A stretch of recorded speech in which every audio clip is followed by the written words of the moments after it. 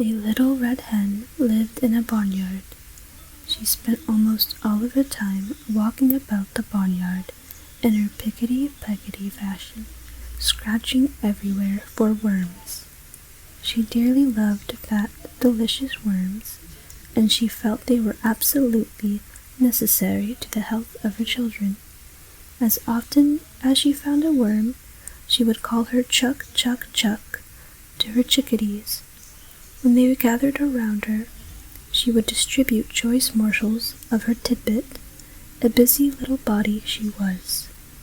A cat usually napped lazily in the barn door, not even bothering herself to scare the rat who ran here and there as he pleased.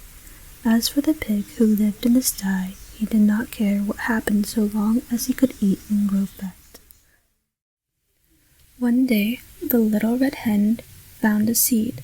It was a wheat seed, but the little red hen was so accustomed to bugs and worms that she supposed this to be some new and perhaps very delicious kind of meat.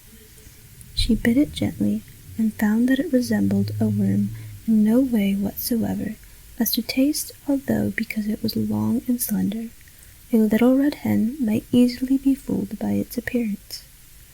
Carrying it about, she made many inquiries as to what it might be. She found it was a wheat seed, and that, if planted, it would grow up, and when ripe, it could be made into flour and then into bread.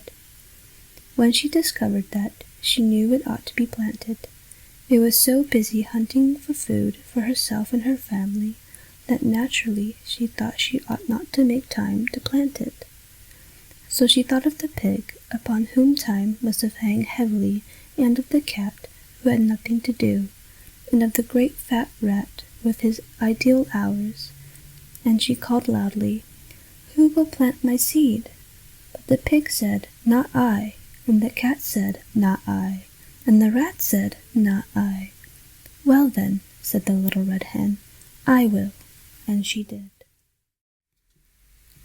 She then went on with her daily duties through the long summer days, scratching for worms and feeding her chicks, while the pig grew fat, and the cat grew fat, and the rat grew fat, and the wheat grew tall and ready for harvest. So one day the little red hen chanced to notice how large the wheat was, and that the grain was ripe, so she ran quickly, calling briskly, "Who will cut the wheat?" The pig said, "Not I," the cat said, "Not I," and the rat said, "Not I." "Well then," said the little red hen, "I will," and she did. She got the sickle from among the farmer's tools in the barn and proceeded to cut off all of the big plant of wheat. On the ground lay the nicely cut wheat, ready to be gathered and threshed. But the newest and yellowest and downiest of Mrs. Hen's chicks set up a peep, peep, peep, peeping in the most vigorous fashion, proclaiming to the world at large, but most particularly to their mother, that she was neglecting them. Poor little red hen, she felt quite bewildered, and hardly knew where to turn.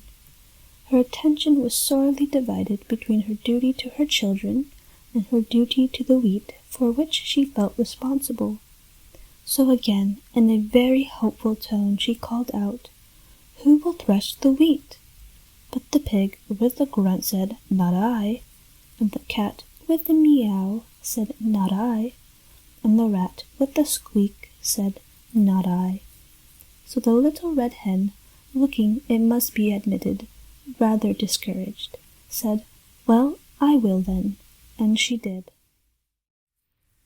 Of course she had to feed her babies first, though, and when she had gotten them all to sleep for their afternoon nap, she went out and threshed the wheat. Then she called out, "Who will carry the wheat to the mill to be ground?" Turning their backs with snippy glee, the pig said, "Not I," and the cat said, "Not I," and the rat said, "Not I." So the good little red hen could do nothing but say, "I will then," and she did. Carrying the sack of wheat, she trudged off to the distant mill. There she ordered the wheat ground into a beautiful white flour. When the miller brought her the flour, she walked slowly back all the way to her own barnyard in her own pickety-peckety fashion. She even managed, in spite of her load, to catch a nice juicy worm now and then, and had one left for the babies when she reached them. Those cunning little fluff balls were so glad to see their mother. For the first time, they really appreciated her. After this really strenuous day, Mrs. Hen retired to her slumbers earlier than usual. Indeed, before the colors came into the sky to herald the setting of the sun, her usual bedtime hour. She would have liked to sleep late in the morning, but her chicks, joining in the morning chorus of the hen-yard, drove away all hopes of such a luxury. Even as she slept with half an eye open, the thought came to her that today that wheat must somehow be made into bread. She was not in the habit of making bread, although, of course, anyone can make it if he or she follows the recipe with care, and she knew perfectly well that she could do it if necessary. So after her children were fed and made sweet and fresh for the day, she hunted up the pig, the cat, and the rat.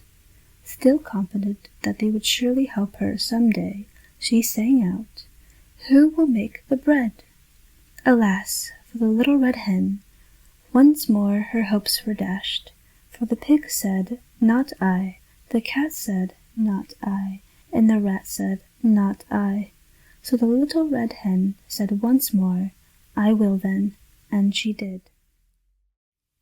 Feeling that she might have known all the time that she would have to do it all herself, she went and put on a fresh apron and spotless cook's cap. First of all, she set the dough, as was proper. When it was time, she brought out the moldering board and the baking tins, molded the bread, divided it into loaves, and put them into the oven to bake. All the while the cat sat lazily by, giggling and chuckling. And close at hand, the vain rat powdered his nose and admired himself in a mirror. In the distance could be heard the long-drawn snores of the dozing pig. At last the great moment arrived. A delicious odor was wafted upon the autumn breeze. Everywhere the barnyard citizens sniffed the air with delight.